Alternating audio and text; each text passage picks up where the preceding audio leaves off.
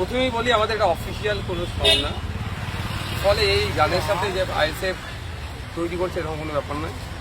মানুষ আবেগে এগুলো তৈরি করছে এবং সাধারণ মানুষ এটা গ্রহণ করছে। এখন সাধারণ মানুষ থেকে শুরু করে উচ্চবিত্ত, মধ্যবিত্ত, শিক্ষিত সমাজ এখন সবাই পশ্চিমবাংলার গণ্ডি বাড়িয়ে, রাজ্যের গণ্ডি পেরিয়ে, দেশের গণ্ডি পেরিয়ে এখন আন্তর্জাতিক স্তরে গানটা পৌঁছে গিয়েছে। দেখছিলাম কানাডাতে একজন ভদ্রলোক এটা ভিডিও করে পোস্ট করেছে। ব্যাপারটা হচ্ছে আমি সরকার সাহেবকে শুধু মাস্টার ভাবি না, উনি একজন একটা মমতা ব্যানার্জি ঘোষিত একজন তিনি criminal, national human rights commission ঘোষিত তিনি একজন ক্রিমিনাল, মমতা ব্যানার্জি ঘোষিত একজন বোমবাদক। আমি অভদ্রমূলক শব্দ বলতে পারবেন না একটা করে আমি খরচ করেছি আমার রাজনৈতিক কেরিয়ার। এক নম্বর। দ্বিতীয় কথা হচ্ছে সরকার সাহেব যখন রাস্তা দিয়ে যায় কেউ যদি ওনাকে চোর বলে ডাকে তারও দায়িত্ব নাকি আমার ঘাড়ে বর্তায়। মানে সরকার সাহেব আইএসএফ আর নওশাদ ফোবিয়াতে ভুগছে, যা হয় সবই নাকি নওশাদ বা আইএসএফ, সেটা আমি কি করতে পারি? সাধারণ মানুষের বাকস্বাধীনতা থাকতে পারে না। শওকত মোল্লা এখানে আপনার রুচি নিয়ে কথা বলছে এবং একাধিক রিলেশনশিপ আছে, সেই নিয়ে কোর্ট কমপ্লেন হয়েছে, এই নিয়েও প্রশ্ন। দেখুন, আইনি লড়াই চলছে, তাই আমি কিছু করি না। আইনি লড়াই চলছে, কোর্টে বুঝে নেবো।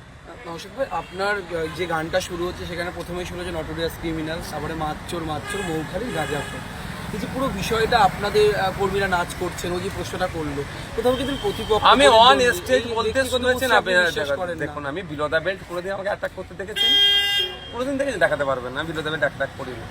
দ্বিতীয় হচ্ছে আপনারাই দেখেছেন আমি স্টেজে উঠে তাড়া দিই যে ডিজেটি যে এই ধরনের হইলোড় করা বারুদ, আপনারা দেখেছেন, আপনারা অনেকে দেখিয়েছেন। সুতরাং এর সাথে আমাদেরকে যারা কানেক্ট করতে চাইছে তারা ভুল করছে। তারা আর তো কয়েক ঘন্টা কি বলবেন? বাংলার থেকে জিতছি কম করে 50,000 ভোটে নিয়েছে। আর আইএসএফের আর কটা সিট পড়ে ডবল ডিজিট নিয়ে বিধানসভায় যাবো। বাম এবং আইএসএফ এর শক্তি এবারে ব্যাপকভাবে উত্থান হবে। কি মনে হচ্ছে রাজ্যে কারা ক্ষমতায় আসতে আমরা সর্বনিম্ন ভূমিকা রাজ্য সরকার কারা করতে চলেছে কি মনে হয়? তৃণমূল বিজেপি ম্যাজিক ফিগারে পৌঁছাতে পারবে না, আমি দায়িত্ব নিয়ে বলছি।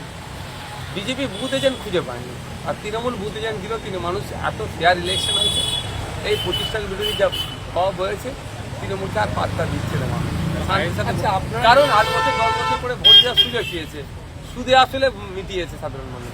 আপনারা নির্ণায়ক শক্তির ভূমিকায় থাকবেন বলছেন, সেই প্রশ্নটা উঠেই আসবে দাদার কথা সূত্রে, যদি তৃণমূল বা বিজেপি ক্ষমতায় না আসে, ঠিকঠাক না পায়, সেক্ষেত্রে আপনাদের অবস্থান কি হবে? আমি একদম কোড আনকোড বলছি, আমরা ভোট দিয়ে কোনো দুর্নীতিগ্রস্তকে আমরা সহযোগিতা করবো। আমার ভোট হবে, আমরা ভোট দিয়ে কোনো সাম্প্রদায়িক শক্তিকে সহযোগিতা করবো। ভোট মিনস প্রার্থী সমর্থন দিয়ে জিতা বিধায়কদের, এইটা আমাদের অবস্থান ক্লিয়ার। একটা অন্যরকম পরিস্থিতি তৈরি হবে। সেই পরিস্থিতি জানে, তার জন্য সংবিধান আছে, সুপ্রিম কোর্ট আছে, নিয়ম কানুন আছে। ভাঙর মানে সবসময় সংবাদ শিরোনামে থাকে পোস্টফুল ভায়োলেন্স, ভাঙড়ে যদি হয় দায় নেবেন? দেখুন, একটা কথা বলি, আইএসএফ যুক্ত থাকে, দায় আমার ঘাড়ে করতে হবে। ভালো আছে, ঠিক আছে। আমি আপনাদের বলি, আমরা কোনোদিন হিংসাতে বিশ্বাস করি।